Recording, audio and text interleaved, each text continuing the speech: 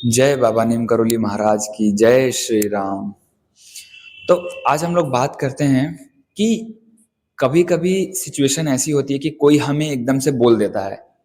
अभी मैं एक एग्ज़ाम्पल से बताता हूँ कि जैसे मैं दूसरे मंजिल पे रहता हूँ और वहाँ एक बालकनी है, तो बालकनी से सीधा रास्ता दिखता है, तो रास्ते पे कूड़े वाली गाड़ी आती है।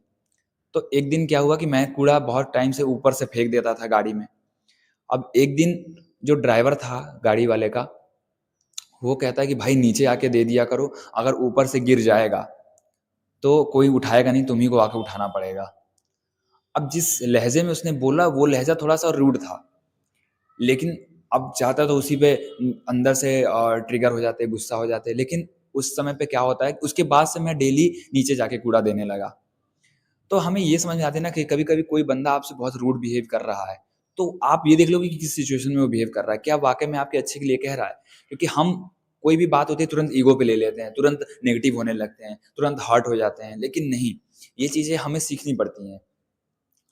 और ये तभी आप सीख पाओगे जब बहुत ज्यादा कॉन्शियस लिविंग कर रहे होगे, बहुत ज्यादा कॉन्शियसली जी रहे होगे। क्योंकि हम बहुत ज़्यादा टाइम आप देखते होंगे कि हम लोग ऐसे ही चल रहे हैं, हम हमारा ध्यान जो है बहुत ज़्यादा उच्चतम लेवल पे नहीं है। आप कह सकते हो कि हम ध्यान से बहुत कम जीते हैं, हम बस ऐसे ही जी रहे होते हैं, कोई बोल दिया तो गुस्सा हो गए, लेकिन एक्चुअल में ऐसा नहीं होता है। जब आप भक्ति की राह पे आते हो ना, तो आप देखोगे कि किसी किसी की भी बात को रिएक्ट करने से पहले थोड़ा-सा उस पे रुकोगे, थोड़ी-सी उस पे प्रतिक्रिया कम दोगे। क्योंकि हमारे अंदर क्या है कि पेशेंस भी कम होता है, सहन शक्ति भी कम होती है, लेकिन भक्ति मार्ग हमें यही सिखाता है। बाबा हमें इसी चीज़ से गुज़ारते हैं कि कैसे इस चीज़ पे प्रतिक्रिया बहुत कम देनी है। मतलब आप 100% रिएक्शन मत दो उस पे थोड़ा रिएक्शन कम कर दो।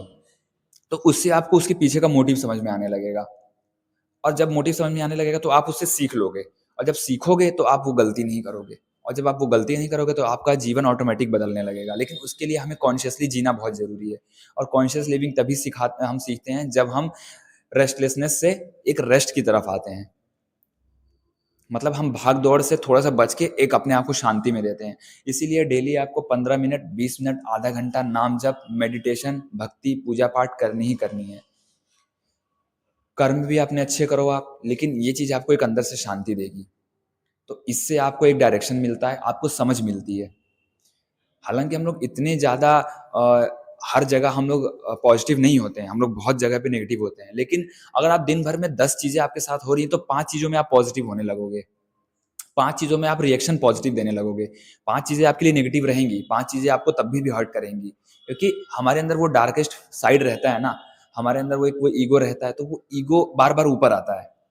वो बार-बार ईगो क्लैश होता है। तो इस वजह से हमें सारी चीज़ों पे नहीं ध्यान देना है, अपने 5 चीज़ों को पॉज़िटिव करके चलना है। तो इससे आप देखोगे कि आपको एक डायरेक्शन मिलेगा और आप भक्ति में और ज़्यादा आगे बढ़ते चले जाओगे। जय श्री राम।